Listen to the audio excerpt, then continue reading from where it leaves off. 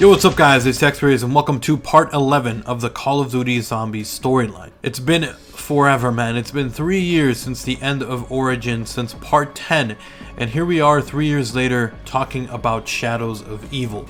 Chances are you probably don't know what the full storyline is, so in case you guys missed the full storyline, you guys can check out the playlist linked in the description below. Feel free to check out episodes 1 through 10, including 1.5. which was a bonus episode. All of them will be linked in the description below on the playlist. Today we're going to be talking about Shadows of Evil. Next week we're going to have a special episode, part 12 for the Giant. But today we're going to be talking about Shadows of Evil since there is a lot to take in and probably a lot more than you noticed when you first were playing the game. So if you guys do go on to enjoy the video, guys, leave a like, leave a favorite. It does get the content out there. It is very much appreciated. And of course, if you are new, if you enjoy zombie storyline info, in-depth stuff like theories and a whole bunch more, then make sure to subscribe. Last but not least, you can get access to all of these videos early by checking out my Patreon page, linked in the description below. Let's go ahead and jump straight into it. Is Morgue City a real place? So we don't really know, but we do start learning more about our characters, why they are here in Morgue City, and what the future will lead for them. We're introduced to new characters for the first time in Zombies since Buried. We have Nero Blackstone, Jessica Rose, Jack Vincent, and Floyd Campbell. These are our 4 main protagonists, and we learn more about each one of them through rituals and through the progression of the main Easter egg. Nero grew up in a wealthy family, and he soon chose to pursue a career as a magician. He's a world-renowned magician, Nero Blackstone. But as the story unfolds, we learn that quickly started to fall on hard time. He was constantly surrounded by praise and attention, which fueled his arrogance. However, after years of success, his career eventually went on a decline. To make matters worse, his wife started to build up debt because of her spending habits. After confirming that their insurance policy was fully paid off, Nero decided to kill his wife by setting up an accident with a knife-throwing trick, knowing that he would receive her insurance money to pay off all her debt. Jessica Rose, despite her potential to be a motion picture star, chooses to work as a burlesque dancer in one of Morgue City's finest nightclubs. She would attract many powerful men and manipulate them for her own purposes. This had earned her the nickname the Femme Fatale. Jessica had an affair with a man who supposedly worked for the press. This resulted in him having possession of Jessica's private pictures, which upset her. Not wanting to risk ruining her chances at stardom, Jessica decided to lure the man into a trap by inviting him over to talk about the pictures. After seducing him, she cuffed him to a bed and stabbed him with a pair of scissors. Jack Vincent is your typical police officer, only he's corrupt. And after years of bribery and corruption, he soon came under a huge investigation. In an attempt to cover his tracks and preventing the mayor of Morgue City from snooping around, he called in one of his associates to discuss the measures, though he would later betray him. Finally, we have Floyd Campbell, who was an up-and-coming boxer who was not only out to win his fights, but he was out to do a lot of damage. From the intro cutscene, we learned that Floyd Campbell is a very competent boxer who chooses to cheat in order to try to win. In the opening cutscene, we learned that he was paid off by someone to take out a #1 contender to get the opportunity to face the champion. Campbell decided to wear brass knuckles hidden beneath his hand wraps, giving him not only an unfair advantage, but also an opportunity to severely damage his opponent.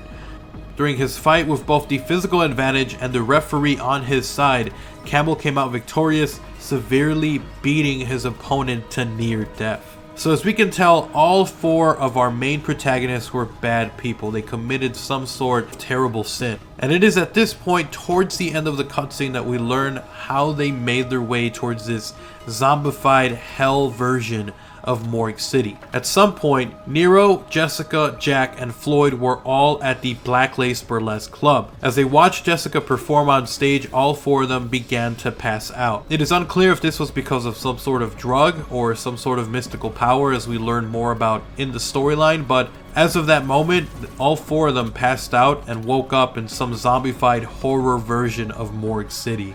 When they wake up, they start to hear the voice of someone known as the Shadow Man. And because of just the sheer terror and confusion that they were in, they ended up relying on him in order to not only survive this zombie apocalypse, but also to somehow escape from this dimension. The Shadow Man took advantage of our 4 protagonists and ended up telling them that he needed them to complete several rituals around the map, allowing them to not only protect themselves but possibly even help them redeem their sins and escape from this hell. After receiving an artifact known as the Summoning Key, they follow the Shadow Man's instructions and perform several sacrificial rituals involving people with close relations to the 4 characters. Afterwards, they ended opening up the Apothecant Rift, allowing the Shadow Man's overlord to take over the city. Above the skies of Morgue, a gigantic tentacle monster overshadows the city. It is at this point that our crew realizes that they were tricked into doing the Shadow Man's bidding. Being powerless himself, the Shadow Man ended up using our 4 protagonists in order to try to release his overlord and essentially doom this dimension. It is at this point that Nero, Jessica, Jack, and Floyd decide to get back at the Shadow Man,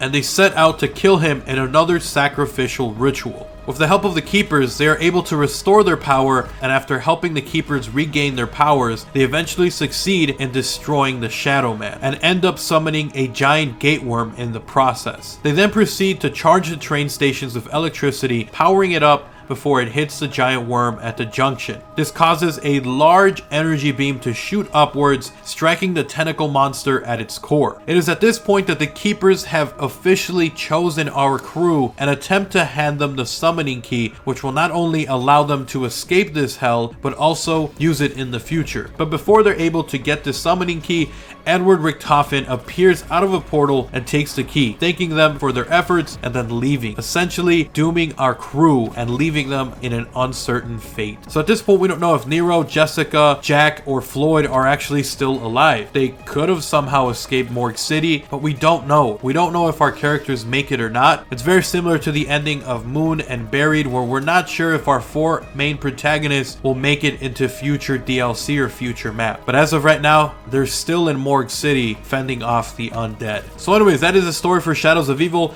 Nero, Jessica, Floyd, and Jack all somehow wake up in this hellish zombified version of Morgue City, only to realize that they were being used and manipulated by the Shadow Man to try to release his overlord, thus dooming their dimension. They're able to in turn power up and help the Keepers regain their power, at which point they're able to banish the Shadow Man in a ritual, killing him and returning him to the Summoning Key and destroying his overlord. And just as they were about to escape, Richtofen pops out of nowhere and takes the Summoning Key. Anyways guys, thank you guys so much for watching. Let me know what you guys thought so far of the story for Shadows of Evil. If you guys are confused of any of this, feel free to leave comments in the comment section below. I might make some future videos out of them, so if you have questions, make sure to leave them there. Last but not least guys, if you guys did miss any of the previous episodes, or maybe you just need a refresher on the rest of the zombie storyline, I will have the playlist linked in the description below, along with an annotation on screen.